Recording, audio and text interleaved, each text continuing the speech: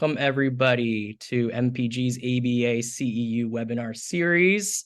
Whether you are here live or asynchronously, we are thrilled to have you join us here today. My name is Andrew, and I am the Professional Development Coordinator here at Manhattan Psychology Group, here to help host and MC today's webinar.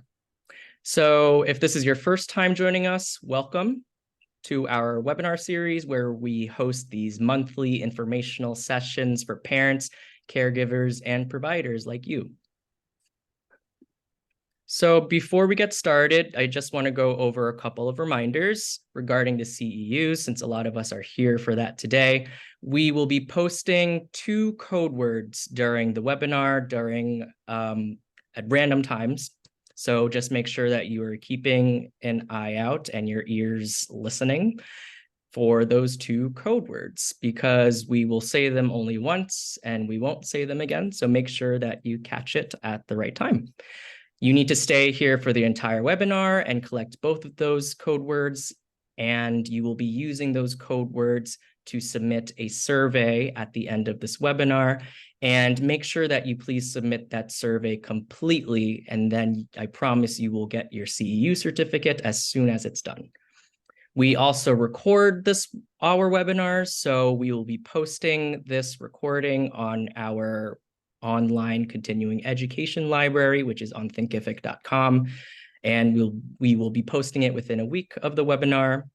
And for today's webinar specifically, if you would like the slides, we ask that you please ask us privately for those. All right, I want to tell you all a little bit about MPG before we get started.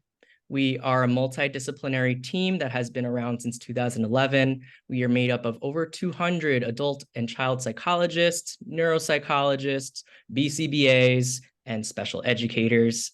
We provide therapy and services in many different settings, such as virtual and in person. We are located in the Upper West Side, and we also just opened up a new office in the Long Island City area. But we cover the whole New York City metro area of all the 5 boroughs, some areas of northern New Jersey, Long Island, and Westchester. And at MPG, we provide wraparound care. We provide psychological testing, we provide ABA, we provide behavioral and educational services. And those services include many different kinds: CBT, PCIT, SPACE, social skills groups, to name a few. And also we offer various payment options. We do private pay, we accept commercial health insurance, and we take care of impartial hearing order payment options as well. At MPG, our vision is to create a future where individuals and their families feel supported, connected, and empowered. And our mission at MPG is to provide multidisciplinary, integrated support for individuals and their families who experience mental health, behavioral, and educational challenges. So today I am excited to introduce to you today's presenter, who is our special guest. This is Dr. Lina Slim. She is a dual certified speech pathologist and BCBA-D doctoral, with over 30 years of experience in supporting families and children with autism and other developmental challenges. She specializes in providing training, supervision, and consultations to practitioners across various disciplines and cultures. And Dr. Slim's clinical and research interests focus on disseminating best practices in behavior analysis and promoting interprofessional collaboration, which is the topic of our webinar today. She has presented and consulted nationally and internationally, which is amazing, and her work has been published in several peer-reviewed research and book chapters. We're so excited to have you here today, Lina. Thank you. So without further ado, let's all welcome Lina today, and I will pass on the spotlight onto her to present today on authentic interprofessional collaboration. All right, so let's see. Hopefully my slides will work. Okay, let's see, presenter view. Here we go. Can you see the slides? Can you see the slides, everybody? Yep. Okay, perfect. That's fantastic. I am very excited to be here with you all, and thank you for joining me on this conversation that is really, really important because we are never alone. So let's take this journey together and let's explore beyond the word interprofessional collaboration. So, yay, I think I have a fellow BCBA CCC-SLP speech language pathologist. Welcome. So let's just start with some basic assumptions. And why am I putting these assumptions here? Is because I'd like us to start thinking, not just receiving information from me, but thinking as we move along this presentation about what goes on in our thoughts. What are the covert verbal behaviors we engage in? What is our body feeling when we hear words that may or may not resonate, when we experience things in our environments, when people say things to us? And so let's remember we're humans. And we are biological, we are physical, but most important, we are emotional responders. That's an important fact to recognize and be aware of it so that we can understand how it may interfere with our responses when we're working with families or colleagues that think differently. We're social humans. We can't do everything alone, so we need to interact and use our interpersonal skills. We engage in those overt and covert verbal behaviors, but we need to start thinking about being aware of those as well. And we are the product of our own learning histories and our culture and subculture. And so we come today with our own biases, with our own assumptions and perceptions, beliefs and values. And as I will talk, you will start thinking about what I'm saying. You're going to be interpreting the words I use. So be aware of those interpretations as you hear them so that you can kind of analyze and evaluate whether they are through a biased lens or not. Okay, so that's going to be like powerful just for us, a journey of self-discovery. So what generally happens is that we engage without realizing it in some sort of confirmation bias. So when we already believe the world to be a certain way, then we interpret new experiences to just fit with those beliefs, whether they actually do or not, because we're not aware of that. And it requires some effort engaging in evaluation, inquiry, and open mind and flexibility. So when we're engaging with others, it's good to kind of remind ourselves to lead with humanity, because we're humans, as I mentioned before. So regardless of who we are, the titles we hold, the years of experience we carry, we're just humans. So despite those differences in our experiences and talent, we're similar in the way we struggle, in the way we fear, in the way we suffer. And so let's just remember these core values, core human core elements as we engage in communication with others that think differently or come from a different culture, or even your friend. The words we select also are things I want you to start thinking about, because every word we use is a powerful tool. It can reinforce others. It is reinforced by our verbal community. It can inform others. It can also lead for us to be informed. It can influence and convey information and serve and build and repair, but it can also destroy. And that's very important to remember, that we may be all willing, we may come with our jargon, discipline-specific jargon, we may do all of that in goodwill.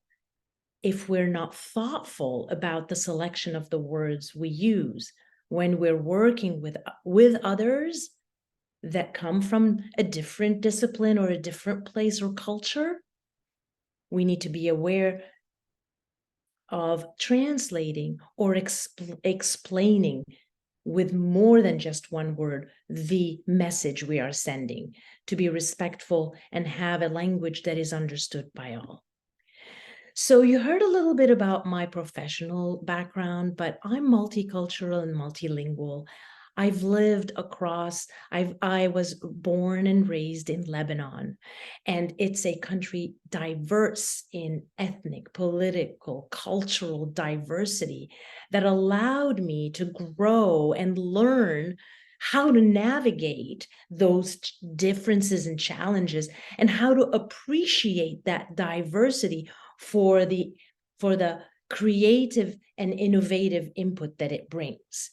And I would love it if you could expose yourselves around with others and have discussions that are sometimes uncomfortable, but those are the ones that will have you be innovating and creating and thinking differently. So let's chat a little bit. And I think a lot of you here are behavior analysts. I saw some that are duly certified. I don't know, just chat here. Let me know, who do you collaborate with in your practice? If you do, I'm interested. If you want to chat, send me the message. Say, do you collaborate or not? Okay, with parents, teachers, SLPs, OTs, paraprofessionals, psychologists, pediatricians, all of them, classrooms, beautiful. That's exactly what I wanted to see. You guys are already engaging in some sort of collaboration, working together, and communication. That's fantastic, because you're going to really engage in this conversation. Thank you for participating in the chat. Now I'm going to ask you another thing.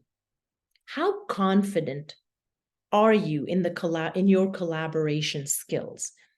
And why do you feel that way? So if you were to select, these answers are for you to think about, for you to put out, to share, to have a conversation.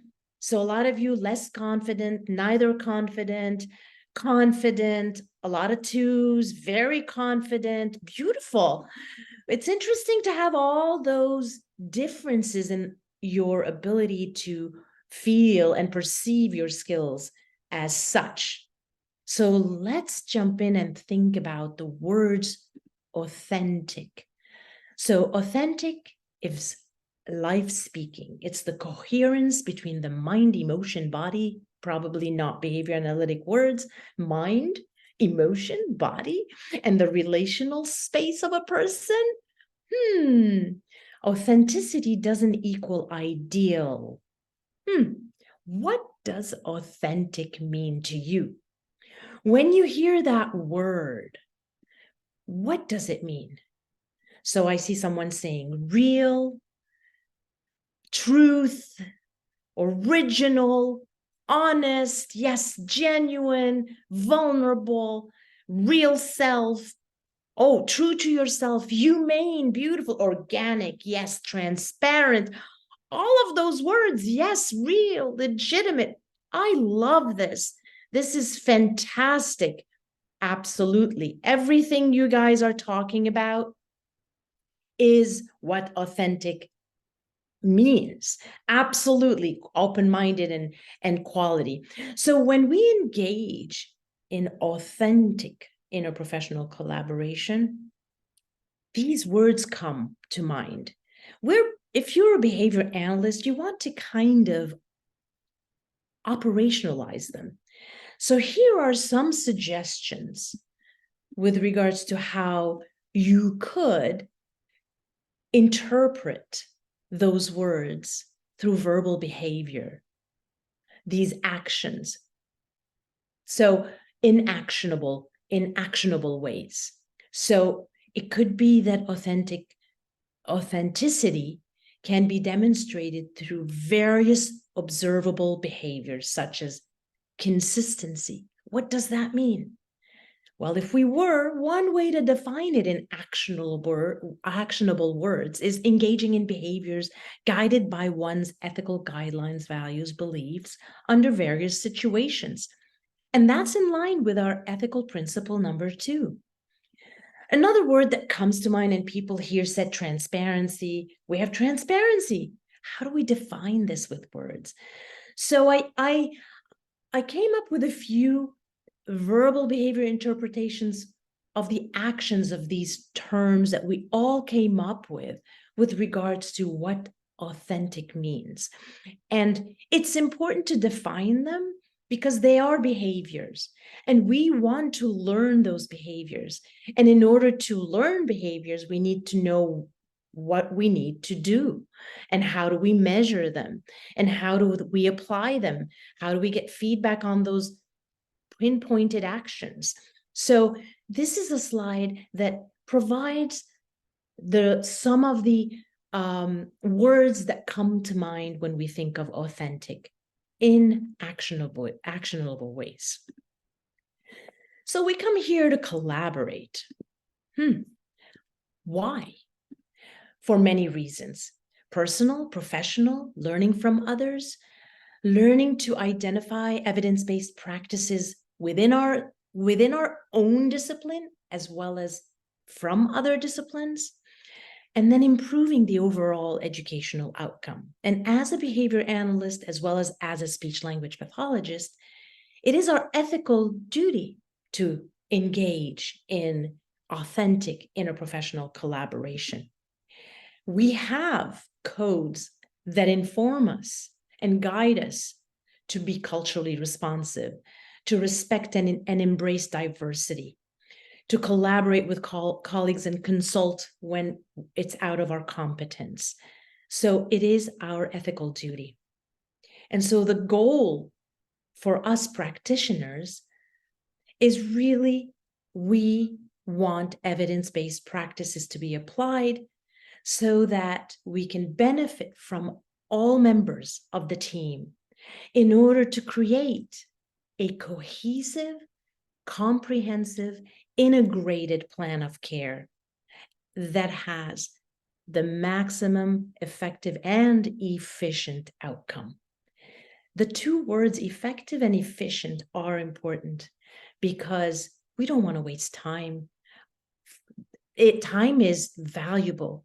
We want to help with the best, in the best way, but the most efficient way as well. Thank you, Lauren, for loving the definitions. So, what do we know about collaboration? Can you chat? Can you tell me what collaboration is not? Okay. What collaboration is not?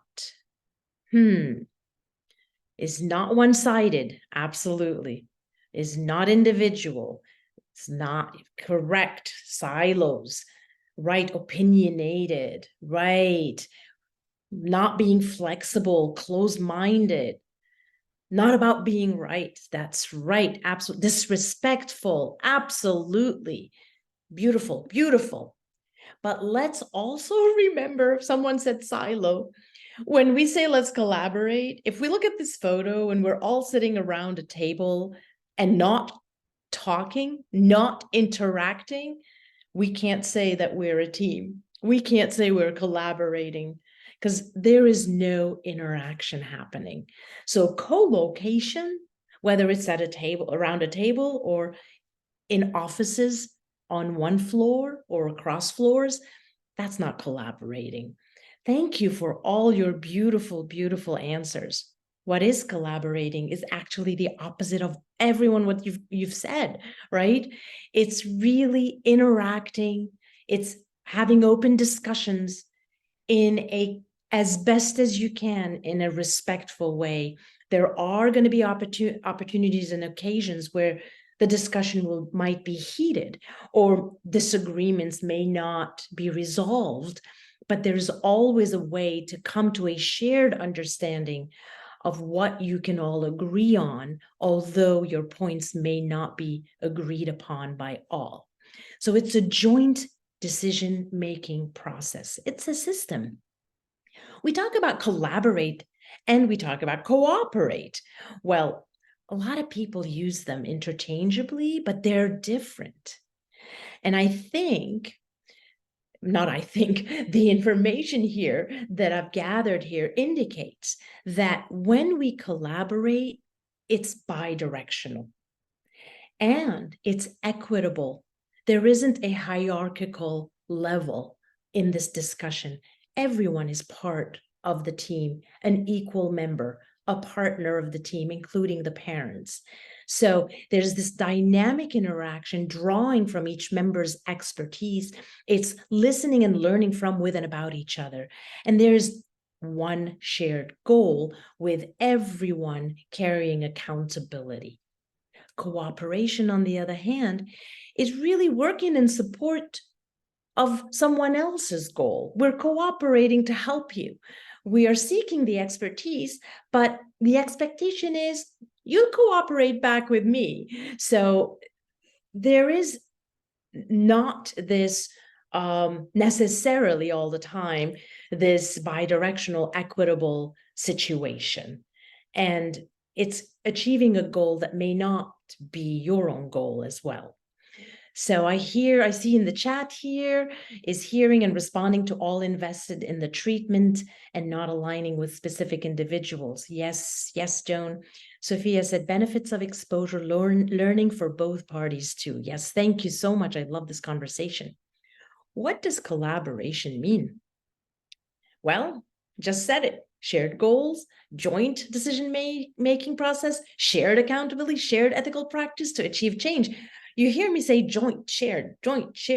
And, we're going to play nice together. We're going to share. It's not an easy thing, but that's the expectation. But we need to know how to do this, right? As behavior analysts, we have this wonderful science that we utilize, and we have an understanding of human behavior that allows us, with this scientific technology and those behavior learning principles, to shape any behavior and to teach what we can teach anything if you have that powerful science.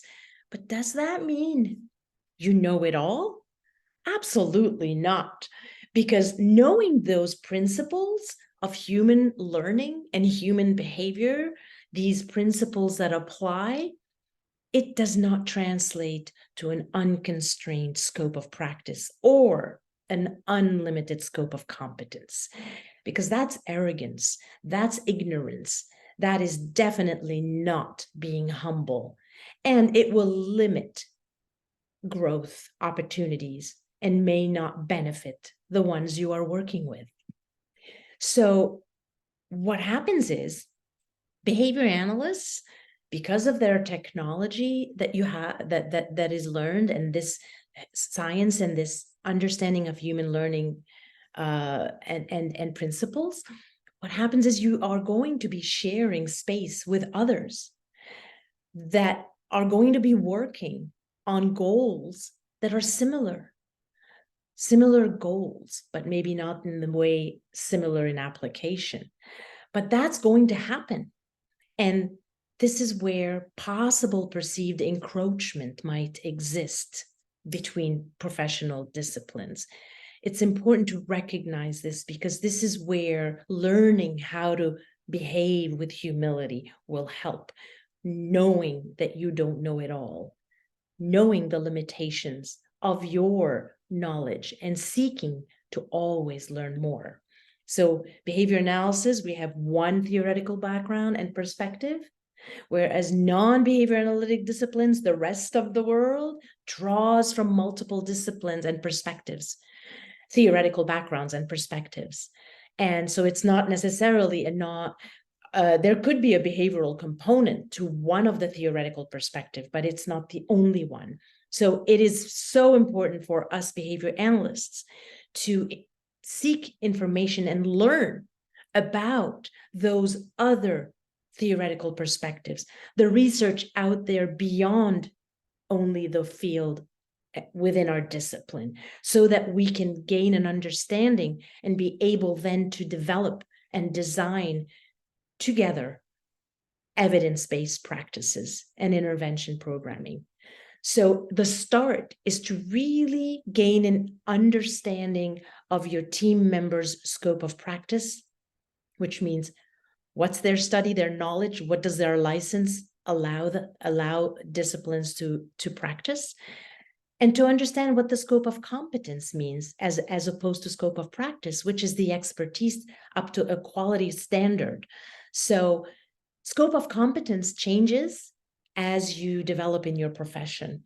So for me, as a speech language pathologist, I had early on in my career, I had strong competence in working in hospitals with compromised patients, older neurogenic patients that had difficulty swallowing. So I was pretty competent in designing programs and systems to assess and to remedy swallowing difficulties. But as I moved along the continuum in my profession, and now over 30, close to 35 years, I have really moved and learned and selected different focuses. So now, although I understand feeding and swallowing, being a speech language pathologist, if someone came to me with a referral, I would refer out to another colleague whose focus and only focus is swallowing, and that's the scope of competence. So let's write our first code, authentic. Write it down, take a screenshot, remember it. It's in the title, you won't forget it. Authentic. And so let's move on and say collaboration is key, but where do we start? And we start with data, with information that has been demonstrated and replicated that it works and has been shown that it works. So practitioners, us, advocate for the right to effective treatment. This is our role. We constantly advocate as practitioners by achieving better outcome through, how do we do that? We create relationships. We establish trusting and build trusting relationships, and we respond culturally in a meaningful way and appropriate way. So we are informed, we're culturally responsive, and we're patient-centered. So these are the practices as we advocate for the right to effective treatment for those that we work with. Think about this. The next question for you all to think about is, what is evidence? We talk about evidence.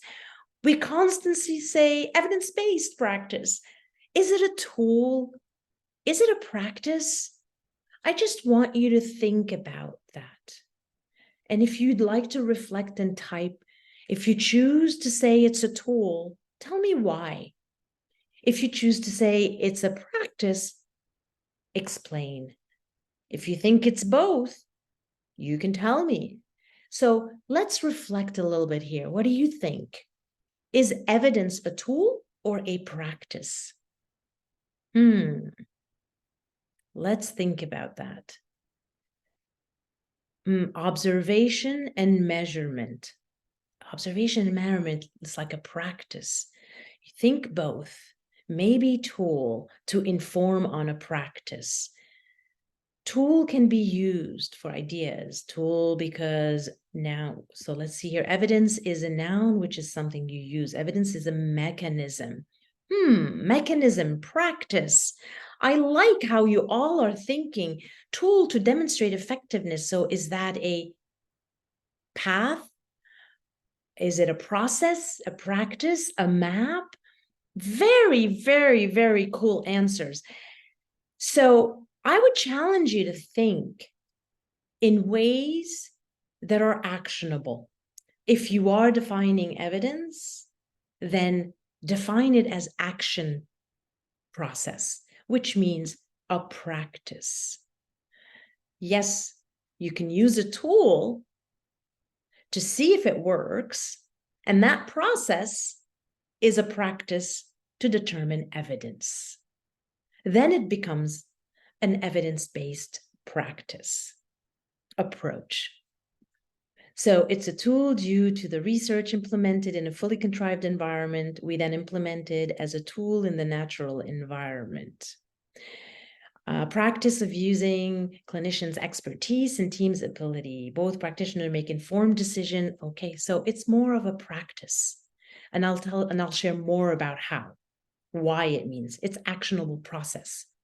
If we are to define the four diamonds, that makes evidence-based practice is clinical expertise, evidence, external and internal, and it's considering the clients and values of the families. So it's data-informed decision-making. Knowing this, we know that one size does not fit all, and we need to individualize all our approaches to gain information. And so we need each other. But how do we engage in that? There are so many different models that we can engage in that are actually on a continuum of collaboration, on a continuum of interprofessional collaboration. And some of you may be practicing across several ones, and some of you only one. So you could be a solo practitioner going to the home and working, and that has the most limited interprofessional collaborative opportunities unless you as a practitioner extend beyond and the family that you're working with are encouraging that. You have the multidisciplinary where multiple disciplines come and bring their expertise. That's the next layer of collaboration. And at this level, it's additive. There is no joint planning, but you come together, you work in parallel, you bring your information, and you achieve the goal. Then you have integrated care. And integrated care is like a collaborative service delivery model that is interactive, but it follows a consultative model. So it's a role, you come in, you consult, you demonstrate, probably using behavioral skills training. And then you move on to the interdisciplinary. Interdisciplinary moves further into a collaborative, interactive, more frequent communication, more interdependence. Roles are maintained. The efforts are collaboratives. You're working towards solution in a coordinated and coherent manner. And then you have transdisciplinary. That one is the holistic, cross-discipline, interdisciplinary model with integration at the best, and where you as a professional, you're releasing your role, you train the people on the team. They may take over some of your roles. You may take over some of their roles with guidance, and it requires a huge level of coordination and trust. All of this is a continuum of engaging in interprofessional collaboration from less to most collaboration. And so when we talk about interprofessional collaboration, it follows principles of IPC. And the principles is a process orientation of collaboration. There's an outcome. There are measurable goals. It's client and person centered. It's functional in its approach, and it's meaningful and across the lifespan of the individual. So interprofessional collaboration requires ethical behavior and interprofessionalism. We hear a lot about that. So what is interprofessionalism? To understand inter, we know that it's between. But what is professionalism then? Professionalism is both your personal characteristics and ethical guide, and also an ideological position. I want to be professional in my demeanor. And so it really is following the values that you carry and the ethical standards that you adhere to, but across team members. And that's where it shifts to interprofessional from professional, where the team members then create a unified conceptual framework with shared values and practices and aligned guide and process. So that takes a lot of effort and communication. So how do you bridge? How do you bridge this communication? You extend, you open up, you are flexible and think, you allow yourself to be open-minded and flexible in your thinking, you ask questions, you share, you engage in humble behavior. And so how do you do that?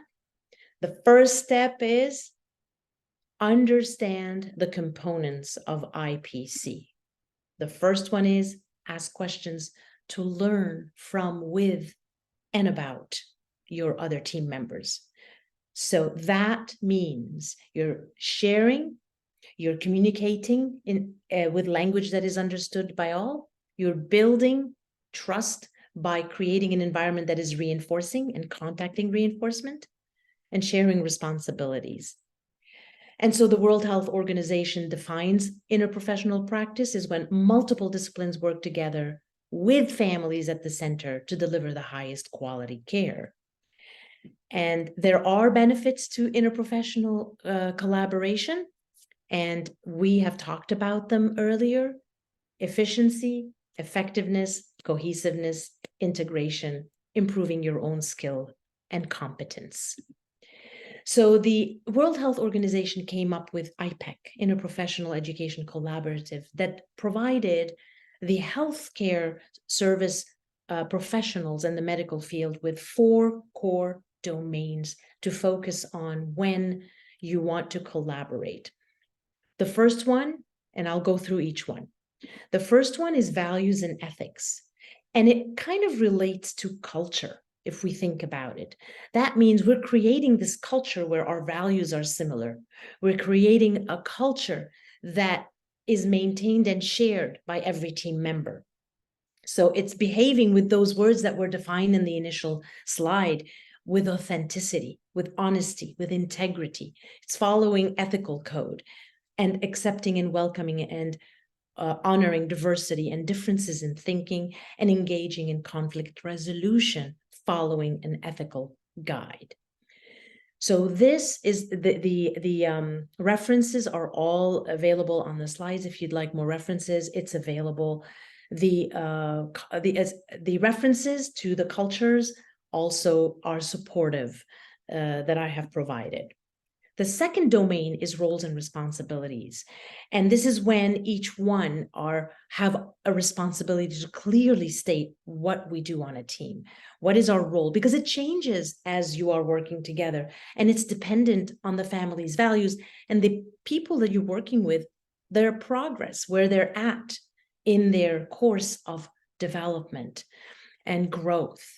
And so it relates to the topic or construct of competence, because again, your roles need to be implemented only and only if you gain competence, which means you will require training. And that's where you have roles and responsibilities that are role release, role reversal, train the trainer, and talking and learning from each other. The third competency domain of the IPAC framework is interprofessional communication. This is at the core of human behavior. It's communication, that's what we do. So it's really translating the jargon that is discipline specific into language that all team members can understand. It's asking about, oh, what do you mean by that? Can you define that term? Because I am interpreting it as such, and I'm not sure if we both are interpreting it and defining that word the same, like the word function, like the word communication, like the word language. Right, translation and interpretation is the second hat we wear. We need to practice those. It doesn't happen easily. We need to take our jargon, those discipline-specific words, and translate them in ways your neighbor can understand them. And sometimes initially avoid using those because they may be aversive, misunderstood, looks like put off or arrogant, and there could be a hierarchical perceived level, which is not humble. Also, feedback delivery of the team, asking questions. How do you like to receive feedback? In person, on the spot, in writing, in text, in email? Do you want constructive feedback first or not? Which ones, how? Communication, all of that requires team effort to delineate and agree upon, which takes time initially, and it's well worth investing in. The fourth is team and teamwork. And that's where most of us do not get training on. Not that the other ones we do get some, but not all. But the team and teamwork systems approach, very few, if any, get training on how to develop cohesive teams. How do we create reinforcing contingencies that relate to group, not individual only?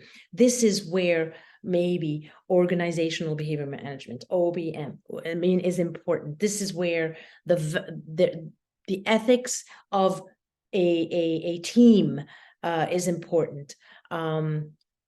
Performance measures of the team need to be embedded in there. So there's a lot of work here to be had, but that's the fourth collaboration competency domain that needs to be present when working with other, depending on how large your team is, organization, or a small group of team members. We have so many challenges. Factors that impact, can you type here? Tell me what comes in the way to this? Like, so much comes in the way. Can you, time? Yes. Biases, big time. Distance, time. I think time. Personalities, yes, absolute. Cultural differences. Ego, yes, ego. A lot of people saying time. I am with you on that one. Conflicting schedule, so hard. What a big challenge. What a big challenge. Yes. Coordinating. Oh, yes. Billable time. Yes, we are not receiving billable time for doing all this collaboration. How do we do it?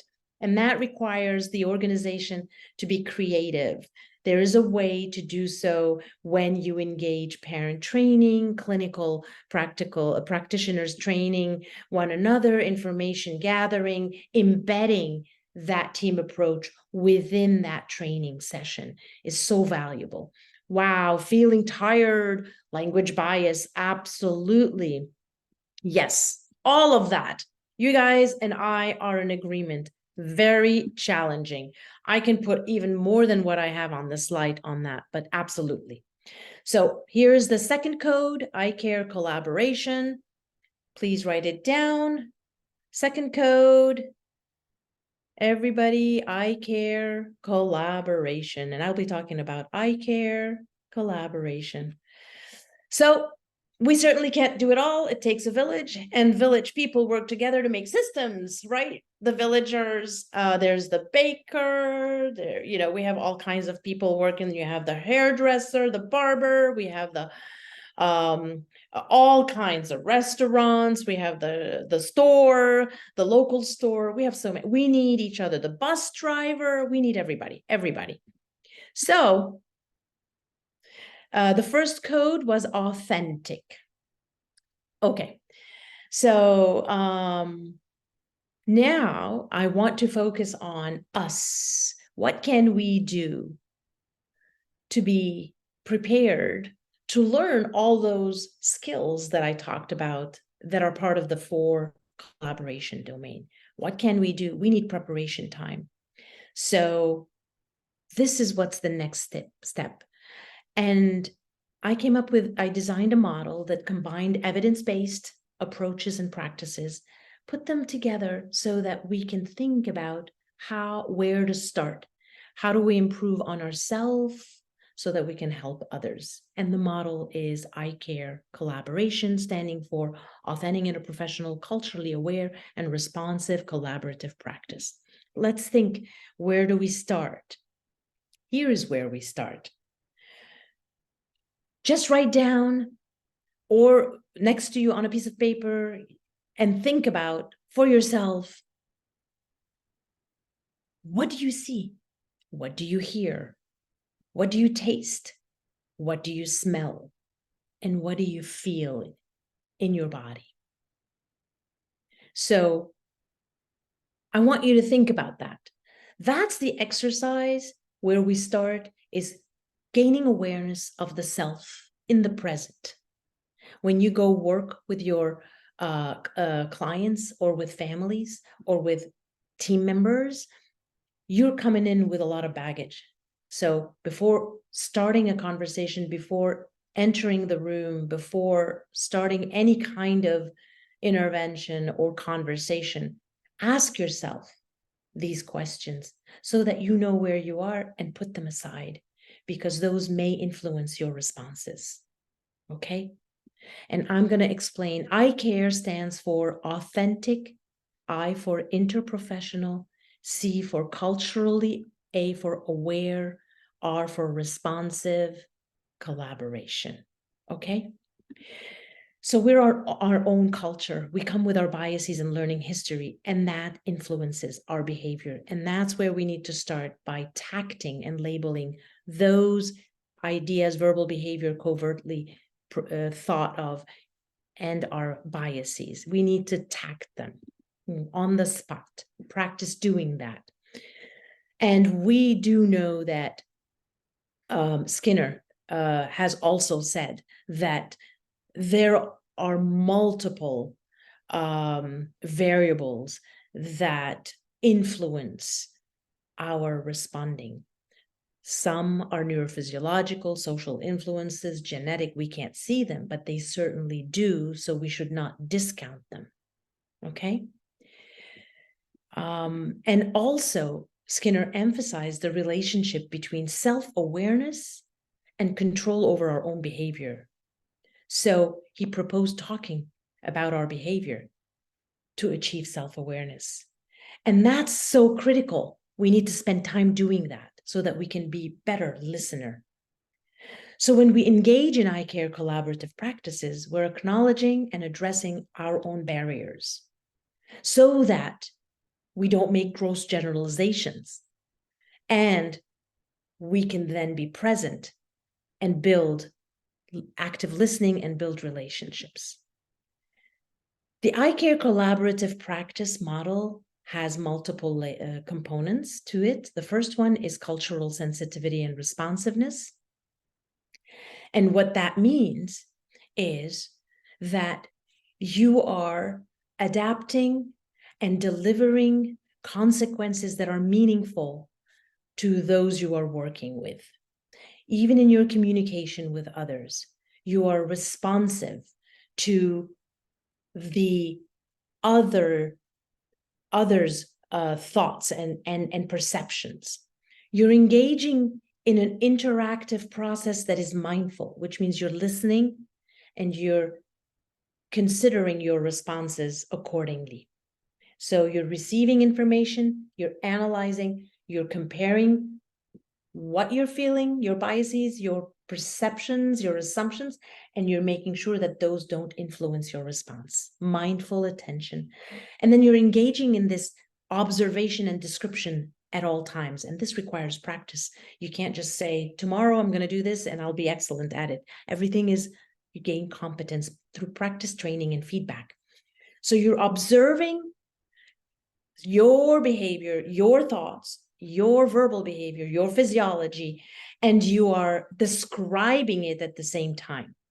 And again, you are placing it right there, recognizing its presence, so that you can then shift attention and be open to listening actively. The second component is cultural competence. And cultural competence has an end goal. It means you're going to be achieving something. We cannot be culturally competent in every culture, but what we can be competent in are the skills that allow us to recognize different cultures, diversity, differences. So those skills are the ones we want to focus on that help us then be present and responsive. We also, under cultural competence, want to engage in what we call scientific mindedness, which is interpretation and analysis. So interpretation without evaluation and analysis of the data and what you're hearing are things we do as behavior analysts. And we on the spot could write them down, could think about them, could interpret, could ask questions, analyze the variables in a scientific way, data gathering. And while we're doing this, the third component in eye care collaborative practice is really cultural humility. And that cultural humility means that we're always learning. It doesn't have an end achievement goal. It's other oriented. It's asking questions to be informed, not only to be informed for ourselves or to confirm or affirm what we think is best. It's to be informed as to the other person's perceptions, assumptions, so that we can be better responsive and find solutions together that we can agree upon. That is a difficult thing because, again, we are very poor self-analysts because we think we don't know what we don't know. So we think we know, but how do we know we don't know? Well, it's exposure. Expose yourself to people who think differently, have discussions, open mind, research, read, ask questions, inform, put yourself in uncomfortable positions and respond with humility. And then you have cultural reciprocity, which is self-reflection, listening actively, and validating. These things take time to be effective and to be applied and require perspective taking. So if we were to think about what it is that perspective taking is, I'm going to jump. It's really trying to understand, put ourselves in the best possible way, because it's never similar, in a place that could understand the condition of the other. We're never the same, ever, but we could probably try and have some sense of the emotion. So that allows us to have an idea of, okay, let me have your perspective. Let me hear your thoughts. Let me imagine the situation. And again, you're doing an analysis and an interpretation. When you do that and you want to help, then you move from an understanding, empathetic understanding of others to a compassionate response. And this is where you come together with a meaningful, suggestive path, solution, talking together, solving it. Not an easy thing, but that is the process. Compassion is an action. It's the action, empathy in action, providing those actionable, meaningful solutions. And so in doing all this, it is extremely tricky because we need to engage in this humble approach. Not an easy one, as I said, but one that is actionable through cultural reciprocity. So much like empathy, so much like compassion is empathy in action, cultural reciprocity is cultural humility in action. And we love action as behavior analysts. So how does that look like? Well, it looks like you engage in self-reflection, which we talked about, identifying and tacting those thoughts, our verbal behavior, identifying our opinions and behaviors. Then it involves us actively listening, seeking to understand others' perceptions and assumptions. Then it's validating and recognizing what others are sharing and saying. And then we move to then compromise and collaboration. So working together to find a shared goal. It doesn't mean we agree on every aspect. And so this is so important that when we are communicating with others and when we are collaborating and when we are interacting, we are always interacting, communicating, and collaborating with people who think differently. Nobody's the same.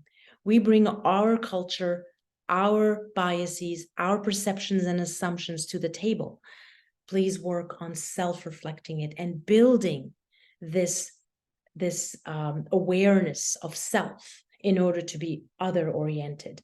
Because when you build that awareness and sensitivity, you inadvertently will be fostering this environment that is accepting, this environment that opens communication channels. And then you can contact reinforcing contingencies throughout this process, because you have this back and forth reciprocation. And when you have those reinforcing contingencies in place, where you pair yourself and you're the good guy, the good person, the good person, then you foster trusting relationships. And this enhances togetherness, working together, so that you can find meaningful outcome and shared goals that your team, the families you work with, the individuals we work with will benefit from.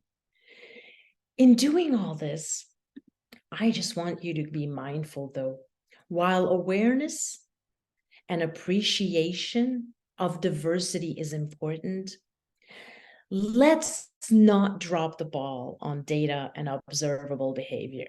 And let's not just not think of the science, this powerful science that helps us understand human behavior, but also analyze it and affect and lead to very important social changes. Because when we do that, when we rely on observable behaviors, when we follow the data, when we engage in practices that are evidence-based, we are preventing our biases and our prejudice and our assumptions to come in the way, and that will prevent lack of progress maybe not happening, or in a different direction, or communication barriers. So let's remember to be true to our science, to data, to interpretation and analysis, to inquiry, to humility. So important. So I would encourage you throughout this learning process to stay true to your values, follow the data, lead with humility, because there is beauty and strength of humility and unity. I can tell you this in my years of experience. It is effortful, but it is worth it. Okay, it is worth it. The outcome, the relationships that you build, the learning that you have, the growth of development that you go through is enlightening. You become a better person, because we're all in those times that are challenging in our life today, before, and it will always be. Put yourself in that place to challenge your biases. Put yourself in that place to seek information from people who think differently.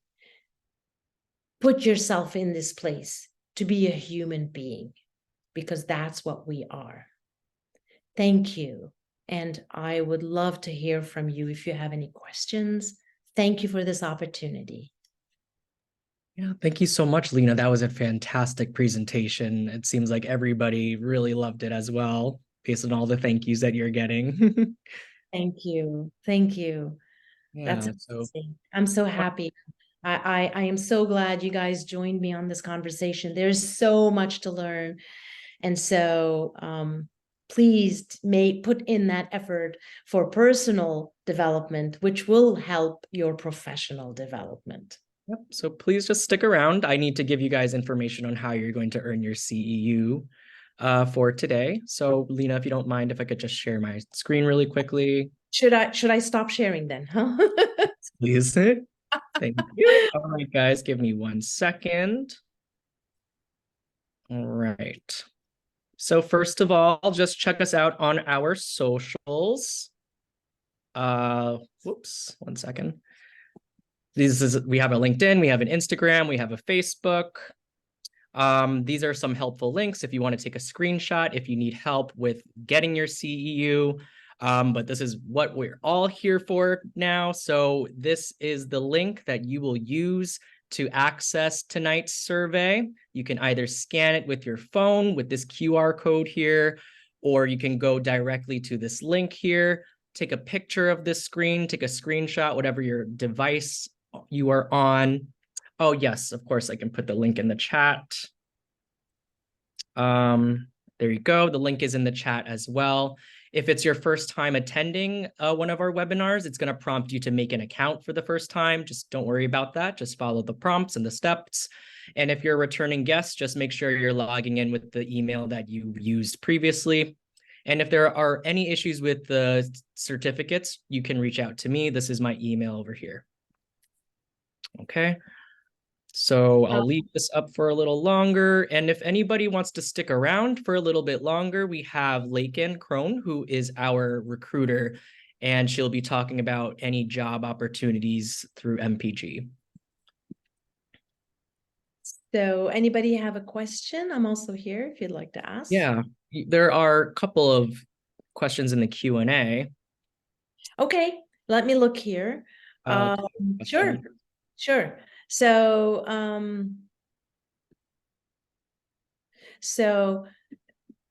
I love the questions. The first one is more like, what in general? I mean, I can, if Heather, if you don't mind, I can read the question.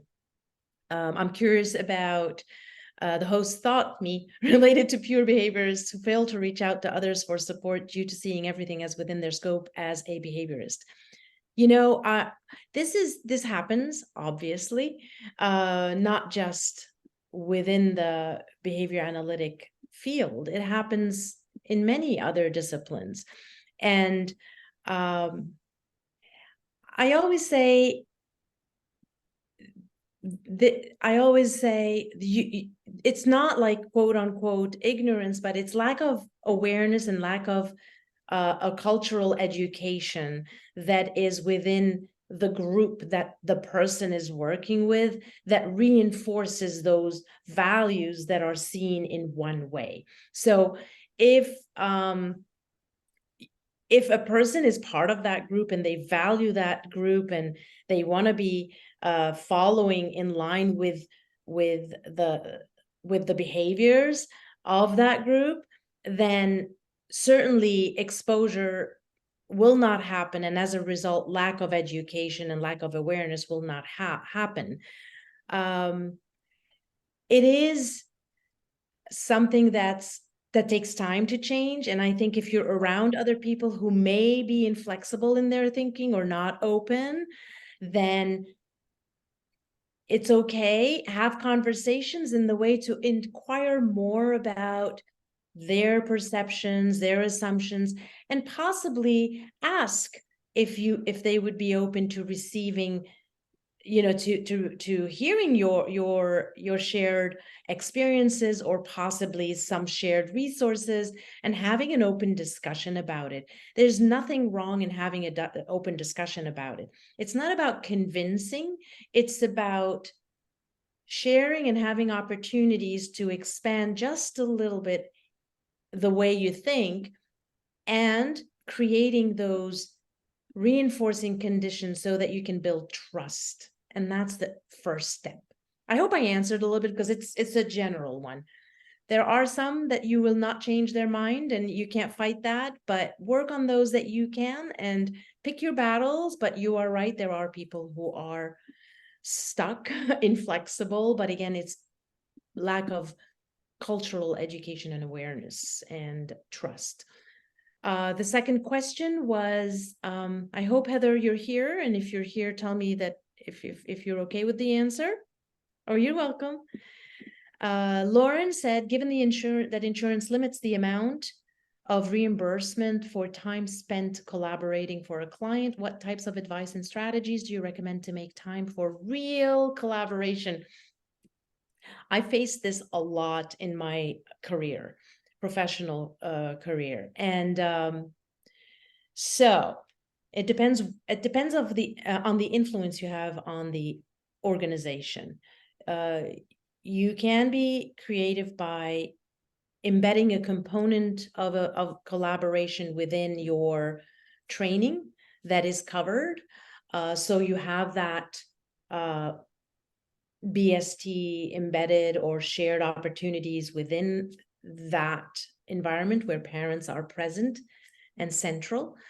Sometimes you just have, like I've done without pay, so I've taken a leap to and taken myself a choice to go beyond what is covered by insurance, knowing that there's a benefit to it as well. So it depends whether the organization has other means as well to cover for those times allotted for collaboration, knowing that the outcome will be beneficial in every way.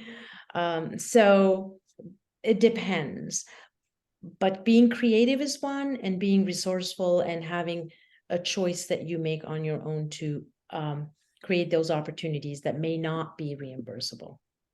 Did that help, Lauren? If you're here, please let me know.